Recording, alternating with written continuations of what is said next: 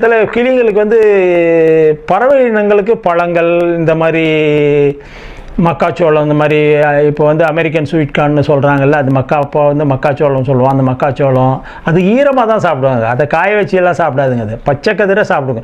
இப்போல்லாம் நம்ம வில்லேஜில் போய் நம்ம பார்த்தோம்னா மக்காச்சோளம் போடுற இடத்தெல்லாம் வந்து இந்த மாதிரி பறவைகள் கொத்திடுன்னு வந்து பிளாஸ்டிக் கவர்லாம் கூட அந்த கதிருக்கு சொறி விட்ருவாங்க, பிளாஸ்டிக் வந்து அதுங்க கடிக்குதுன்னு. அதனால் அதெல்லாம் விரும்பி சாப்பிடுறோம். மக்காச்சோளம்லாம் அந்த ஈரக்கதிரை வந்து கிளிகள் வந்து அழகாக சாப்பிடும். கொய்யாப்பழம் சாப்பிடும். கொய்யாப்பழம் சாப்பிடாது, எல்லோரும் கொய்யாப்பழம் சாப்பிடணுவாங்க, அந்த விதையை மட்டும்தான் சாப்பிடுங்க. அதுக்கு பழத்தெல்லாம் துப்பி போட்டுருங்க. அந்த கொய்யாப்பழத்தில் அந்த விதையை தான் சாப்பிடுவாங்க. நிறைய நட்ஸெலாம் நிறைய சாப்பிடுவாங்க அவங்க.